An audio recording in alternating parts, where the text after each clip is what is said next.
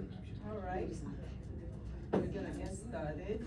It's 11:11, so we are starting 10 minutes behind schedule because the session that was in here had to clear out. All right, welcome everybody. I am so glad to see this much people in this session. My name is Oge Williams, and I'm an associate professor of history of medicine and health at the University of Buffalo. And my research is around maternal health and reproduction. I've been doing that research since 2010, so it's about, 15 years. When I was first introduced to reproductive health, reproductive justice work as part of an organization back in Nigeria, and since then I've been doing the research. And over the past 2 years, I've been working on a project. Well, I have, the product of that 15, 16 years of research is right here. This is fresh off the press. It just came out from Johns Hopkins University Press 2 days ago. So, yeah, it's right here. Thank you very much. And, thank you. And over the past 2 years, I've been working on a second project, Dying to Bring Life, a social history of maternal deaths in Nigeria. And of course, I teach childbirth histories, childbirth and social justice in the American context. But my research is based primarily in West Africa. Right now, I'm working on Nigeria. Now, as part of this second research, I've been looking a lot at the documents of the American College of Nurse Midwives. And one of the striking things that I came across was this quote on the screen right here. The biggest part of the national issue is to replicate and test out some of the ideas being implemented overseas. It doesn't have to be a CNM, certified nurse midwife, who has worked overseas. It has to be a CNM willing to use an overseas model in the US. And what was going on here was that in the 1980s, ACNM had started a special project session that did work abroad in Africa, Asia, other parts of the world, strengthening the field of midwifery, combating maternal deaths. But then in 1992, they decided that they wanted to start special projects in the United States.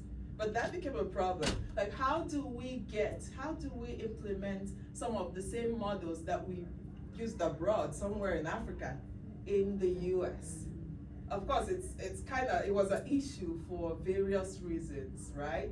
First of all, ACNM was promoting and strengthening midwives that did not necessarily have a master's degree, which was a requirement at some point in the US. So, and they have combated the same thing, or they have opposed similar things in the US. So are they going to now bring it back and say, well, we have to include all of the midwives, including those who may not have a master's degree, but they have 30 years of experience, right? And then there's the issue of perception. Like, these models were used in so-called third world countries. How do we justify implementing them here? What is that gonna look like? So it was a political mine. But one of the things that it got me thinking about, what were these models actually that they are referring to? What are these models? How did they work out? Did they work? And why is it not necessarily, why is it an issue to implement it in the United States? And that's exactly what got me into this topic. When it was time to participate in this summit, I'm like, okay, we're going to look at childbirth advocacy models in Africa and see what lessons we can actually draw from them for the work that we all do in this part of the world. So what I'm going to do, I'm going to start with an overview of the state of maternal mortality in the Black diaspora. And the emphasis, the point is to emphasize the fact that the struggles are similar, right? And then I will get into the key advocacy strategies in Africa that we can look more into. And if we have time, we'll talk about lessons for the diaspora and some of the prospects for collaboration. If we don't have time, we'll roll it into the discussion session. I will talk for about 30 minutes, 25 minutes, and then the remaining 20 minutes we will interact. I do want to hear your thoughts. I do want to hear your questions. So I'm looking forward to that part. And as we go forward, I want you to think about what collaboration would look like across the Black diaspora. Think about some of these strategies that I talk about, what that would mean, what for in the US context, what that could mean in your own context with your organization or where you are. So these are some of the things that I want us to keep reflecting on. All right, so you're probably familiar with this story, this narrative right here. This is a graph of maternal mortality rate.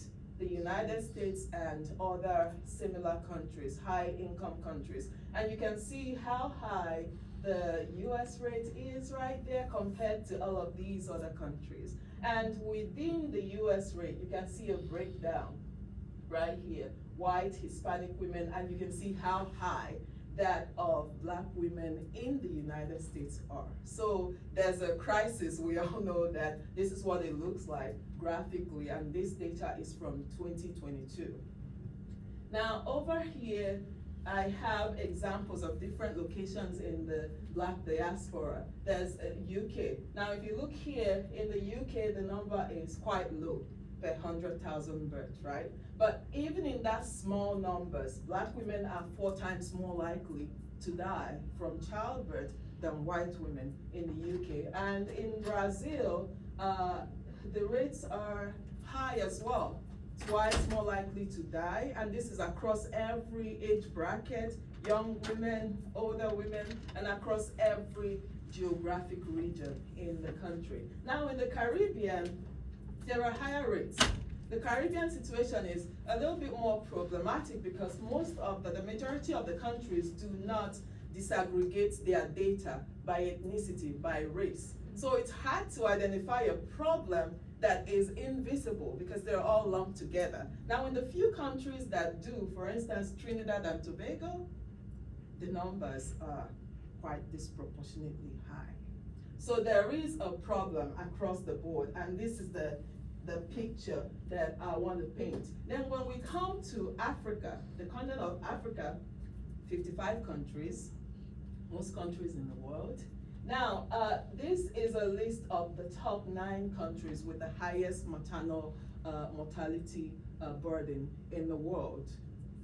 8 of the 9 are in Africa, right? So there is a problem here as well.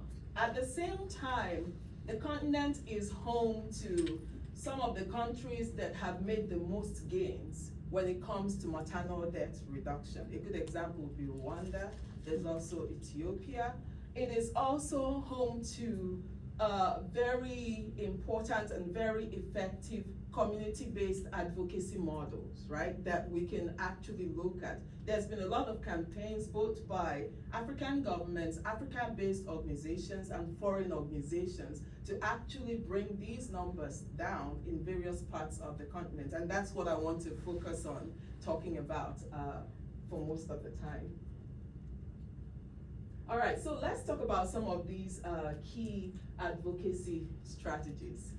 Now, one of the ones that I want to start with is engaging men, the importance of men in this whole campaign. And I put a picture in here, right here. It's not that clear as I want, but does anybody in the room recognize that picture? Okay, so what you're looking at right here is the Women's Health Caucus in the United States. Oh my God. I don't need to say anymore. It's quite obvious. And it's not, this is 2017, but it is not any similar from 2025. I mean, the 2025 situation dredged up this picture. So there's a lot of this, a lot of chatter about this picture. But this picture is telling for many reasons. It may just as well have been taken in the 1920s, because that was the scenario. But this is the 21st century. But that is the reality of what we have to face. That a bunch of men in the US, elsewhere, sit down and make decisions, informed, uninformed decisions about women's health, about women's reproduction. And so that's something that we actually have to sit and think about. And so it becomes very critical to actually engage men in this campaign as fathers, as husbands, brothers, politicians, legislators, because in various degrees, they make the decisions. And if they do not understand, I mean, these men were sitting talking about how they were going to cut maternal health care as a compulsory required component of health insurance, of what at the time they were calling Trump care, right? So this was the decision that they were trying to make about women's health, and we know how impactful that is. Now, on the African continent, one of the things that various organizations have done quite well is actually outreach to men, engaging men strategically, knowing that they serve as gatekeepers in various categories. And an example, the first example that I want to talk about is Mother Care. Mother Care is a maternal health project that was funded by the World Health Organization, USAID, United States for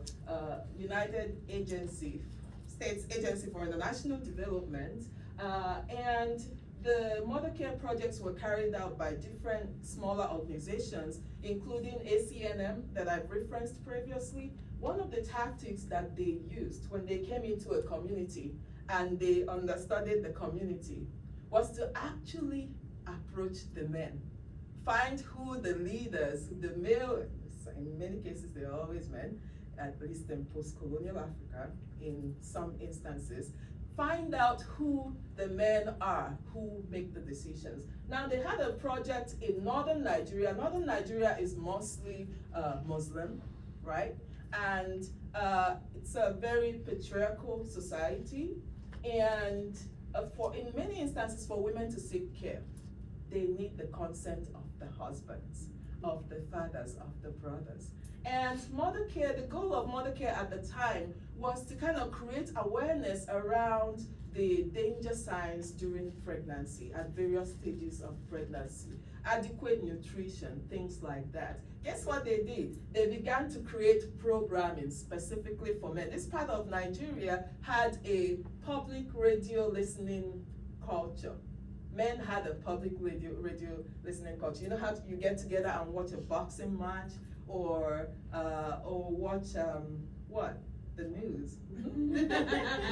What else? Football. Aha, football. Yes, football. And by football, I mean the real football, soccer. So what they did was to create programming for men that they put in those radio stations, so that when men gathered to do their public listening sessions, they were listening to these radio programs about their women and their women's health, about signs, danger signs in pregnancy, about what to do or what to see and begin to race for the hospital, things like that. And they generated conversations in those spaces about this subject, a subject that they would not necessarily engage. In my experience, in my research, men who are not aware tend to trivialize danger signs and the struggles of pregnancy. You can hear things like, oh, you're lazy. Isn't Mama Nkechi doing XYZ? How is your own different, right? Because they don't understand. So that was the goal of this project and the sorts of outreach that they began to do. And this is another example of those kinds of campaigns, they began to create content that went on the radio station, that went on TV, that were aired in clubs, in bars, in those spaces where men actually gathered. Male-centered materials, male-centered media. A good example is this one, My Brother's Children. This was male-centered, and it was about childbirth and the importance of child spacing. And this thing generated a lot of conversation. It actually got men talking about maternal health, about what it meant for their wives, for their sisters, their daughters, to have all of these children back to back. So this was a specific technique. I'm not gonna go into this one for the sake of time, but this is the international wing of Planned Parenthood. And they literally had to go through the elders of a church, mostly men, that covered a catchment area of 20,000 people to be able to get their message across. And that was very successful. That was a tactical move. All right, so the next thing that I want to talk about is the importance of building coalitions across organizations and other stakeholders. And I have this American example right here. This is the American Committee on Maternal Welfare. Now, this is an organization that was founded back in the 1920s. And the whole idea was to deal with the crisis of maternal deaths at the time, which affected Black women, white women, everybody. Of course, it affected Black women more, even especially back then. And because of the times, we know the history of America, 1920s, where we were at and what we were dealing with. Because of that, at that time, this whole organization and their campaign did not center Black women. It did not center indigenous women. It was mostly about white America. But the point that I'm making is the kind of coalition, these are at the bottom here, I don't know how well you can see it, but at the bottom here, it's a list of, and there's another page, list of organizations that were part of this coalition. And the coalition was about creating an agenda and attacking the issue in a uniform way across the country. Now, a Nigerian example that I want to talk about is the National Council of Women's Society, founded in 1958. And this is not exclusively a reproductive health or maternal health organization. It was an organization that represented women. It dealt with issues of maternal health, it dealt with issues of economy, politics. Now, in colonial Nigeria, Nigeria gained its independence 2 years after the founding of this organization. In colonial Nigeria, colonized by Britain, women became sidelined economically, politically, socially. The kinds of agencies that they had before then was stripped away from them.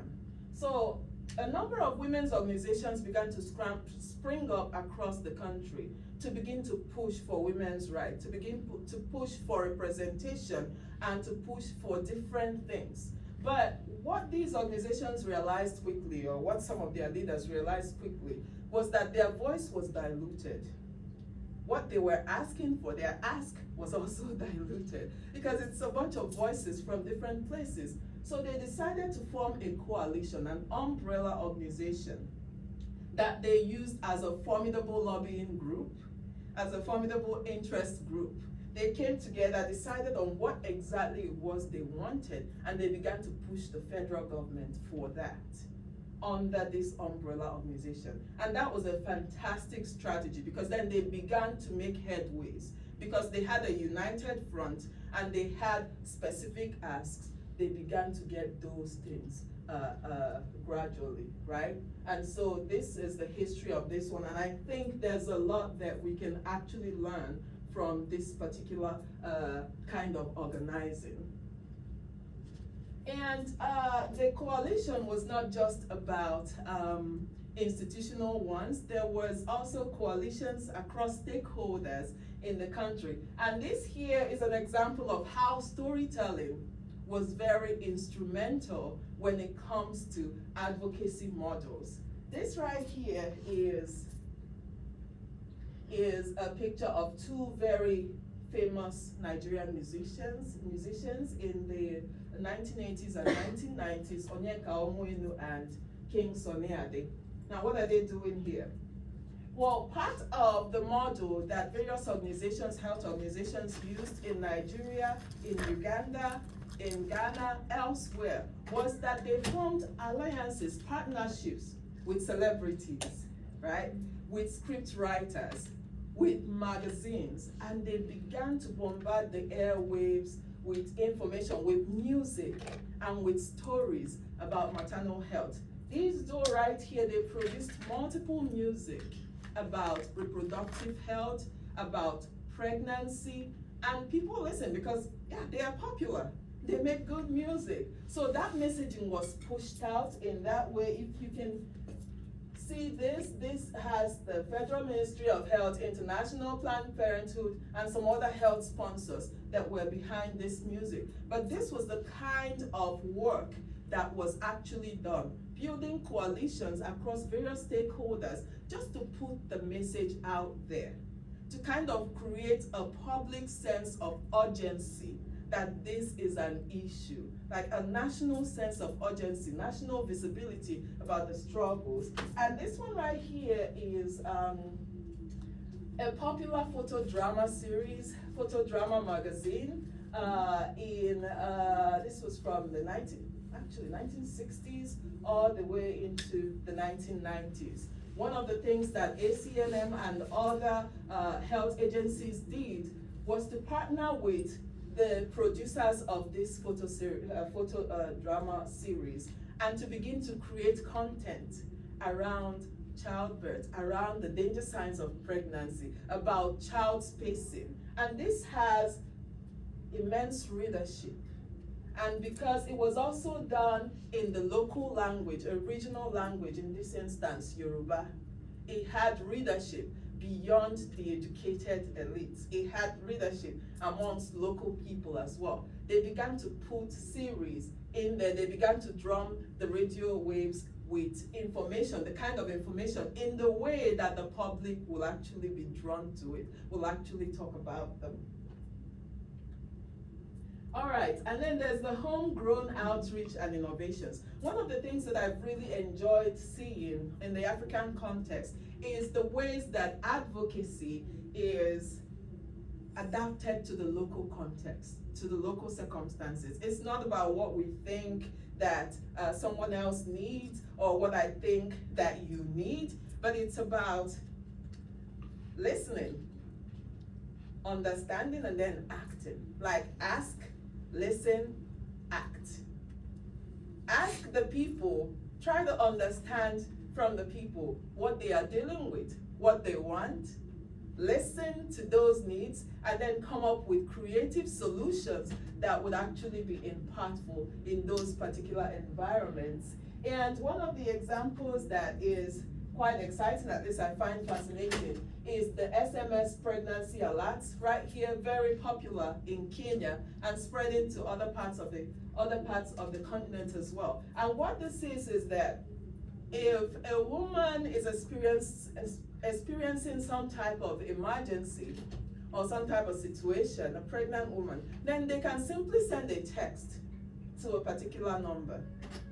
And then they get feedback, and this uses AI technology too. And then they get feedback on what to do. Because in the African context, in some of those, in particular countries, it's about access.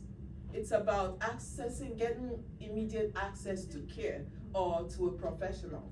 So you send a text and then you get immediate feedback, and based on the keywords that are entered there, if there's a trigger that says emergency, for instance, a bleeding, for example, then you actually get a call back from a healthcare professional who then directs you on what exactly to do. If you need a referral, they take care of that referral process and they follow up and make sure that you get the intervention that you need. I read a story about a woman who was hemorrhaging. She's pregnant, hemorrhaging. They didn't know what to do. They immediately sent that text, got immediate feedback on what was happening, what exactly to do, and then got a call from a doctor who then facilitated a referral, and she was triaged immediately and the pregnancy survived, the woman was saved as well. So these are some of the strategies here. And then there's the mobile clinic. Again, access, identifying the problem, and then coming up with solutions that actually made sense for the community. One of the techniques that's quite popular in Nigeria and Ghana is mobile clinics, where the hospital actually goes on wheels to the people. So when they get into a community that they consider as at risk or at need, right? They take a survey. Okay, from this survey, we know that 10 women in this community are expecting a baby, are pregnant. Now, this mobile clinic knows to go here from this time to this time, and from time to time within a period of time. And they get these women care in that way.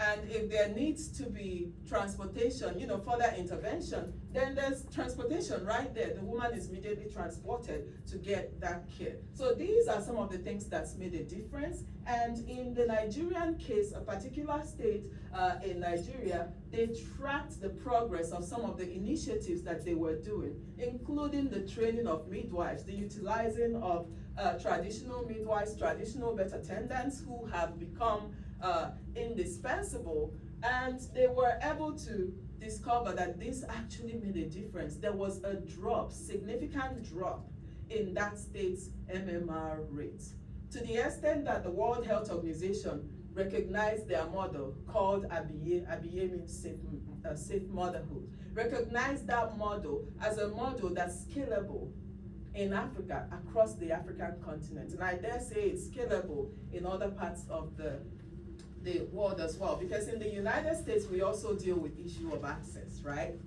In the rural communities, there's a problem of accessing health facilities. There's a problem of adequate health personnel. So these are things that we can actually think about in those instances. And then, see how we're doing with time. Okay, we're getting up there. I do want to talk about integrating modern healthcare with traditional practices. The African continent has a lot of community-centered approaches to childbirth. And one of the ones that I wanted to highlight is this a practice of omugwo that is very common among the Igbo of Nigeria. Now, this practice, this is a scenario where postpartum care, the thing I can align closely to it is the doula system here. But in this case, a woman, every woman, has care, has somebody that can care for them at childbirth and beyond. And in this instance, this is a culture, a tradition, an expectation. In this instance, it's always the woman's mother that cares for her, takes time to move to her daughter for a period of 1 to 3 months, longer than 1 month if it's the first pregnancy, and cares for her and nurtures her while she recovers, right? And if the mother is not there, then the next closest family member does that. For instance, it could be an elder sister, it could be an aunt.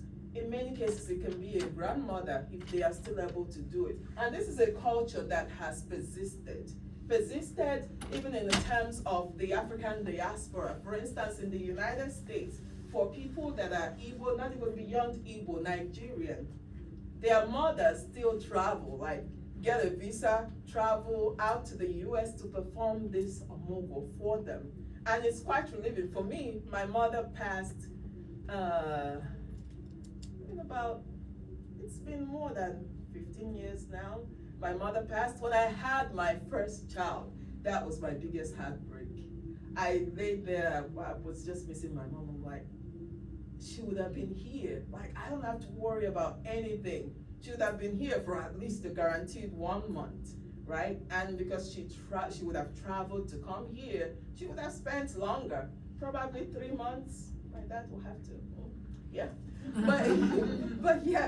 But yeah, so that was something that is looked forward to. That was a good support network that was already built into the culture. And there are various examples like that. Some are practiced more, some are practiced less. I do a lot of talking about this in my book, where I discuss traditional local birthing methods, like traditional birthing systems. I have a few publications on that subject.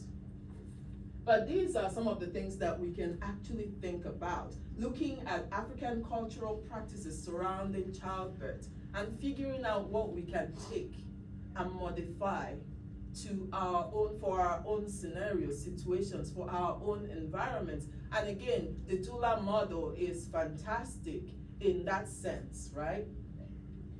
All right, so collaborations across the diaspora, because I do want us to have some time to discuss. I'm not going to go into details on this one. I'm just gonna let it speak to itself right here. But I do want us to talk about it in terms of what that collaboration would actually look like, and what we can take from everything that we've heard so far as well. All right, so let's talk. I've been doing the talking, but it's 11:42, so I want to hear from us. Which of these things resonate with you? What set off a bulb, a light bulb in your head? What is interesting for you? And what will collaboration across the diaspora look like? So this is an open-ended question, but I want us to get talking, and I want us to respond to each other as well. It doesn't have to be just me talking and listening to the sound of my voice. Yes. For me, everything you say sounded so familiar. I grew up in Zambia. My dad was from Malawi. My mom from Zimbabwe. So I spent a lot of time in those three countries. And the outreach to men, that's something that I saw happening. And it's not a way of diminishing women. It's just a way of ensuring public health by acknowledging culture. Yeah. So I saw that a lot. And also mothers being the support person. And so when I come here and it's so unfamiliar to certain people to talk about doulas, when I'm talking to African people, a lot of African people don't really understand the word doula, but they understand the concept. Yes. Yeah, because of our birthing practices, having a mother there, a sister there.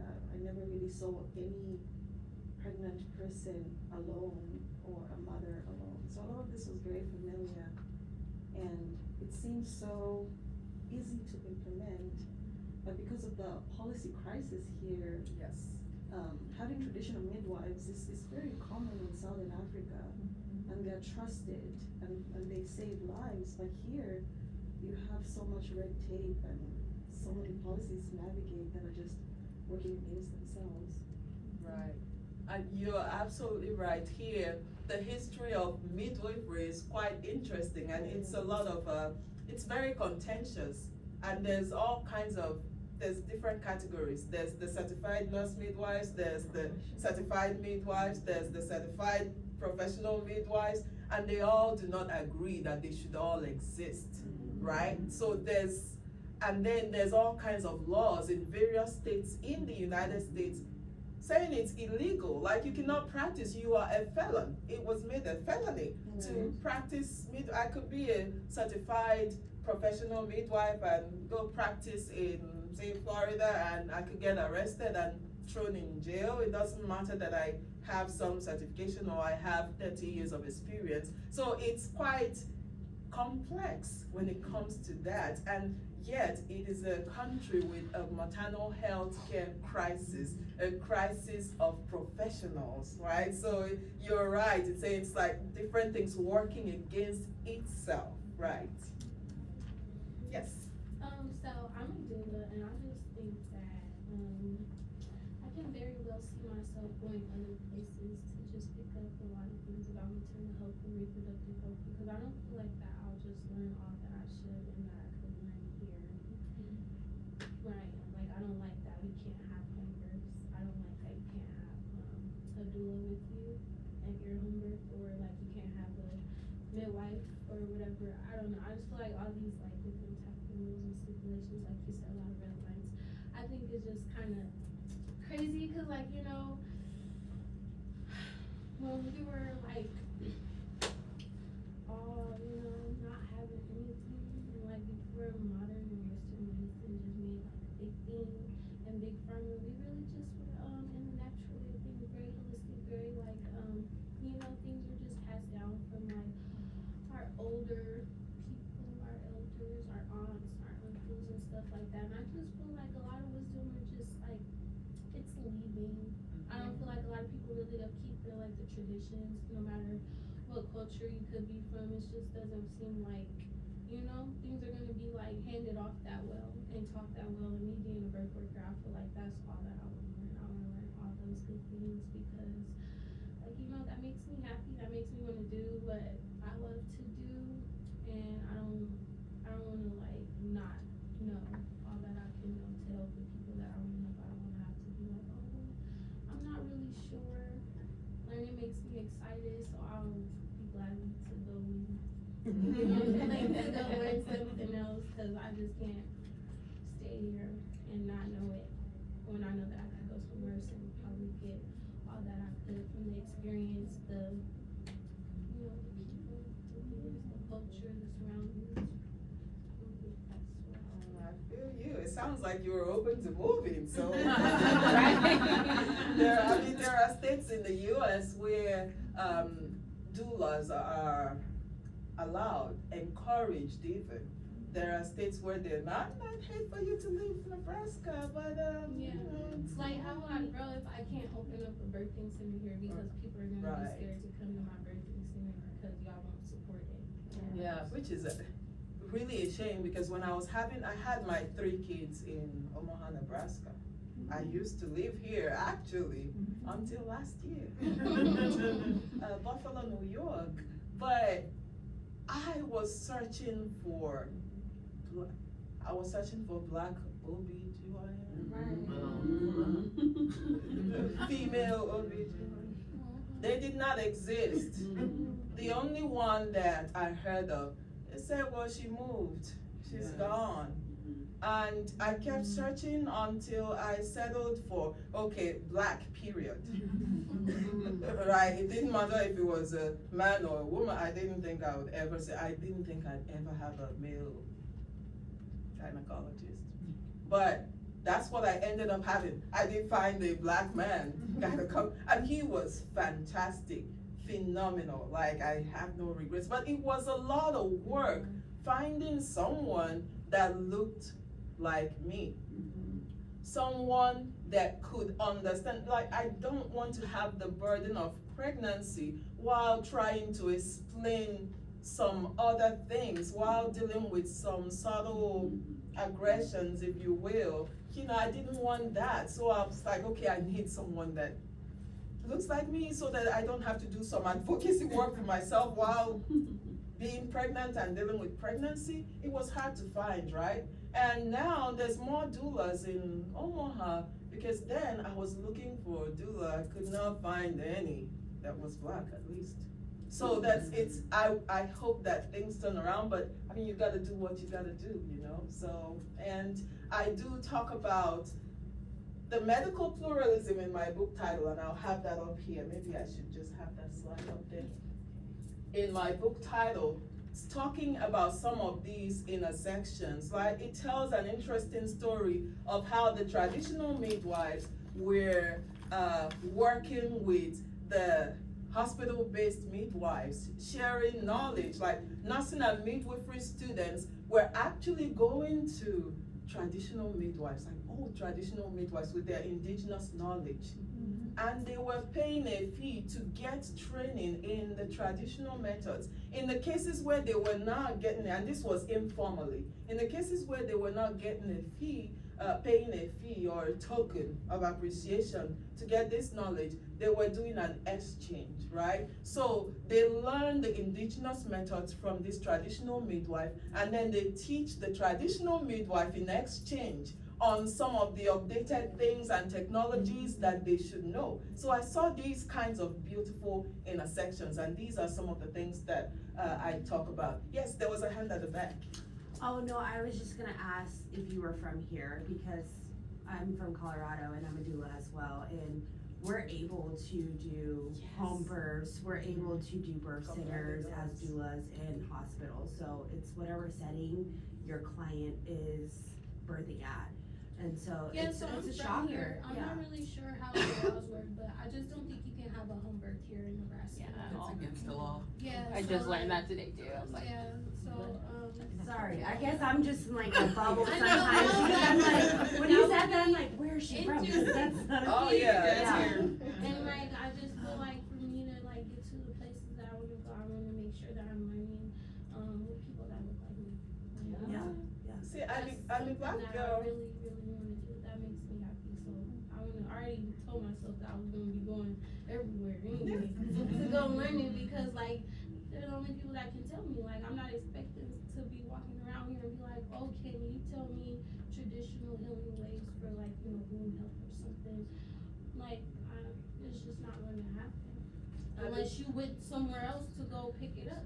Yeah, that's true. I mean, there's been a lot of advocacy work in Colorado over the past decade for that. And I think that the Black Girl is actually pushing the needle here in Omaha, because before I left, there was this partnership with UNMC where doulas, some women can bring doulas to their bed. The Black Girl would provide doulas. And so there's some, and then at UNMC too, midwives can practice, but within the hospital setting, and there has exactly. So I think it's a gradual step. I think it will get to the Colorado story, because Colorado had a lot of advocacy work, a lot of work over the past decade to be where they are today. So fingers crossed, hopeful, yes. I think what I'm like taking away that is interesting is very much the similarities, not just in the US, but like in African countries as well, in terms of like this high maternal health rate happening. And like what seems to be similar is like, at least in my experience, us getting to the root of traditionally how birth work and the sacredness of it has always been. And so I say that as well as like, as we talk a lot on both sides about like access and getting like resources to different communities, I think what ties it across the diaspora is for us to also have access to each other, especially in like African countries, because I think the biggest gap for me, even in my birth work, is like having access to traditional practices and like you said, like integrating that with modern medicine, because the reality is like births in hospitals aren't going to stop. Yes. Right. But what like, I bring what's with me traditional? into that is what I learned, and like having to find like those traditional practices. So I think like that's like I'm realizing that's a gap as well. And like I think colonization, like not even having access to your own history. Yeah, and you know what's interesting? What's interesting is that a lot of the traditional practices that colonial rulers came to Africa and said it was backwards, it was savage, the West is actually returning back to them now. Yeah. For instance, birthing positions, movement, being in an upright position, using gravity, that was like, no, you're gonna, the lithotomy position, you're gonna lie down in stirrups and then this birth is gonna happen. That became the norm. But now, guess what's happening in the United States?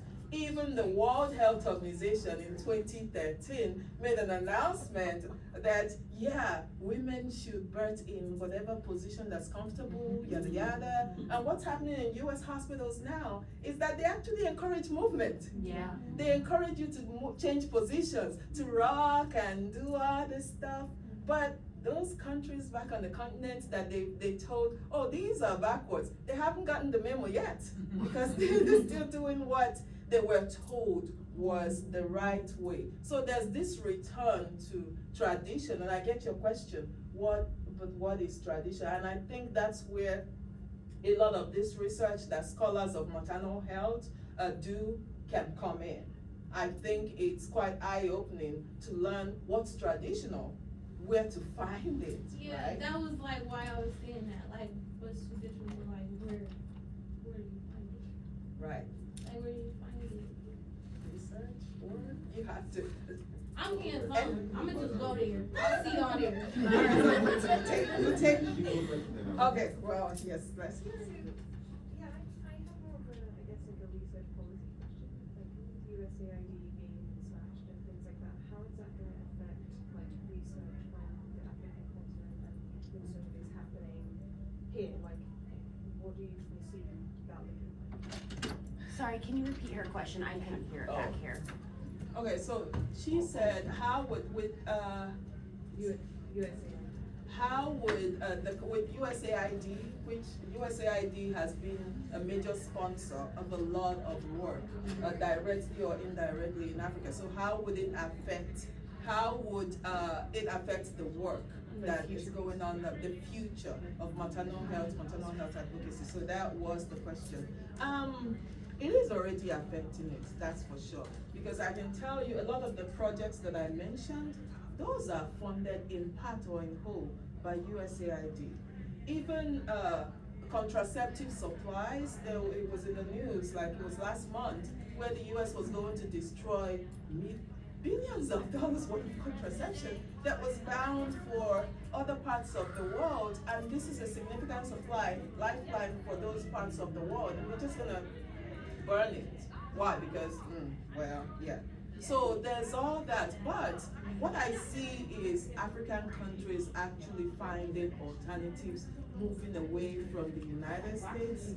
Now, interestingly, I wouldn't get into the nitty-gritty of that, but interestingly, China, Russia, other countries that are looking for global leadership are actually stepping in, right, and providing what they can. African countries are also beginning to look inwards to get the stuff, produce the stuff that they need, right? Because there's also a US dependency component to that, right? And then there's foundations. Foundations have stepped in big time. Various non-government foundations have stepped in and they are making provisions. But yeah, I think it's a crisis. It's more of a life or death crisis in some settings, because there are medications that are life or death, like in the case of South Africa, for instance, HIV medicines that have kept pregnancy safe for the fetus, those are endangered, all kinds of things are endangered. But I think that the continent's leaders will figure it out. And I think that other players outside of US-based agencies will also get upper hand. Well, on the flip side of that, I was also interested that you said that there was like an AI like component to it. Yes. And some of my research is in this area, and the African continent is one of the only places in the world that is actually implementing ethical AI, and the models that are being built there have like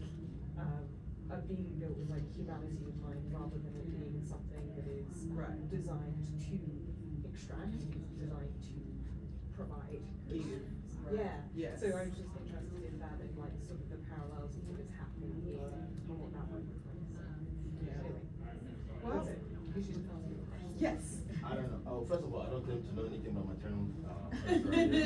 You're here to learn, that's all that matters. But I have 5 kids that have been through all the births. Got experience. So, and my mom also passed away giving birth to our younger sister, so this is important for me. And also, the role that we play as an organization being here for us is through food. And thank you for sharing all the experience. And I kind of want to just also rely on you to kind of say how important it is when it comes to Africa, right? Diet and nutrition and food in pregnancy. Because I saw that growing up, my aunties, my grandma, my mother do the same thing, right? In fact, I had an uncle that had a woman, his wife had 13 kids. She birthed herself, or she gave birth to all those kids by herself. I was young enough that one of them I witnessed her just go in. She knows the moment, and she would just go and just like right in the trees and come up with the baby. But I've seen how from 6 months on, what she eats, the root, the tisane, the tea, and all that kind of thing she makes, how rooted that is into the African tradition when it comes to pregnancy, what she eats during and then before labor, after labor, and when you birth. Also, it's something to your point. There's a lot that you can do here. If you can be a doer, but can we replace that? The Oge tradition talking about is very well with the whole Africa. Yes. I'm not from Nigeria, from Tanzania, but Togo, Mali, the same thing, right? In fact, when my wife gave birth, all those 3 kids we had, her mom was 6 months. So, if you can be a doula at the hospital, can you be a doula during those 3-4 months to the person and then help them? Because it makes a whole difference, right?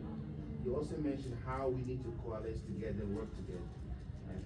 We had a pilot program with IBBG 2 years ago, and then we did a class for doulas where we taught them about African food, about what our mothers eat during those moments, right? That's something that you can also maybe want to learn about and be able to kind of build also. I don't necessarily have to leave.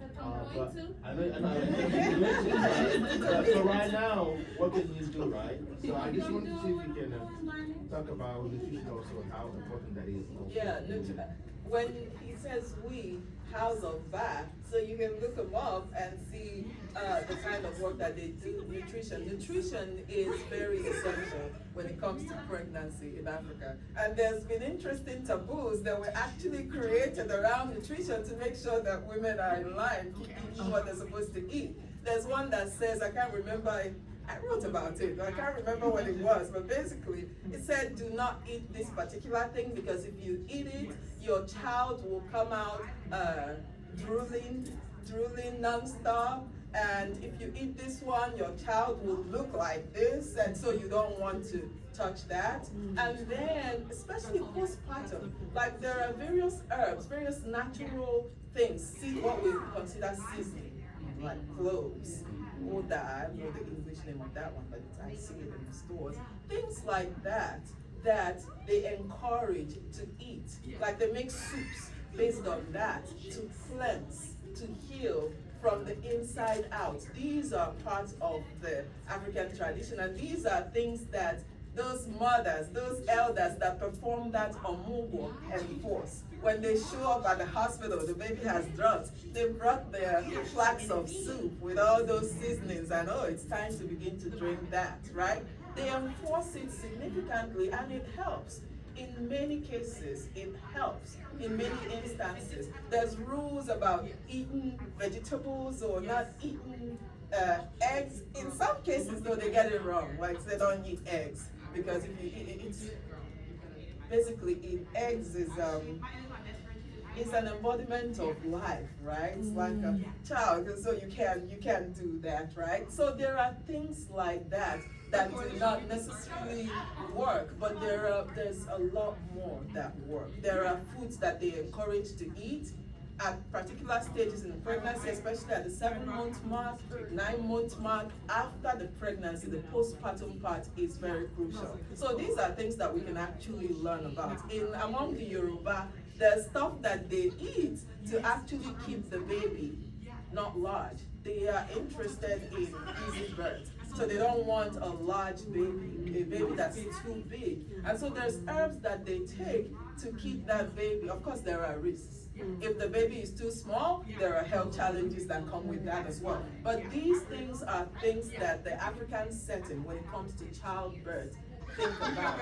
These are things that are part of the routine care that you get from elders, that are passed down as the stuff that you do and how you're supposed to do it. Yes. So, quick question, and this is dealing with reproductive services, but it's at the end of it. So, and it's a little personal.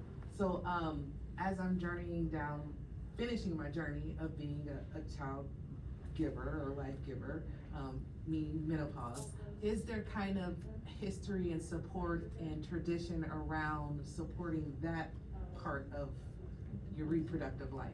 Like, I'm just curious because like I'm all about doing research, but like, is there like a niche or a culture or a tradition around supporting that? Because I'm not finding too much in Western medicine or want to involve too much in Western medicine when it comes in regards to that, but I do need some support. See, I haven't done a lot of research into menopause.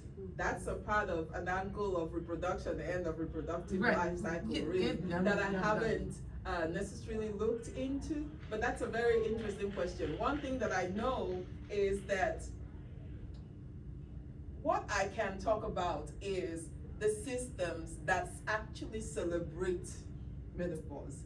Not necessarily what could maybe help guide or tame the symptoms and all that, but it's actually systems that do celebrate it, that says, okay, now that you are in this phase, you are actually moving into a different phase of spirituality. You can move into particular spaces that in some cases only men can move into, but you can move into that now as this elder. You can speak up authoritatively as this, you have this respect, and in some cases, there are ceremonies to celebrate. If it's a woman, for instance, the example that you gave about the woman that had 13 children, there will be a ceremony performed for her.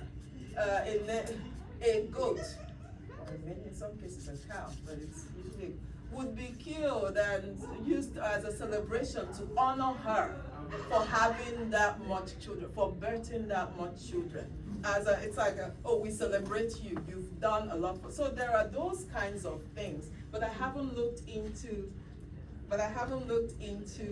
what they do, what is in place to actually ease the process itself of menopause, but I'm sure I'll find something. I think there's also something that's easy for us in Africa. We live but more like a socialism kind of system, a natural socialism, a collectivism. So it's hard. It's hard because of the fact that we all have 9 to 5. So you can't really have the same system. But the closest you say you can borrow it from is like being a doula. Your sister, your mom cannot do the same thing that a mother would do in Africa because your mom has to go work. In Africa, your mom probably doesn't work anymore because she can support her at home. She's taking care of the kid because that's a trade-off. Right? And then also it's also your auntie knows that I can give up my time because somebody can do it for her. It's a little hard right here to find this. Although there might be healing, but you have this natural club, natural like you say, club that exists between aunties of some age that you grew up in. It's natural club.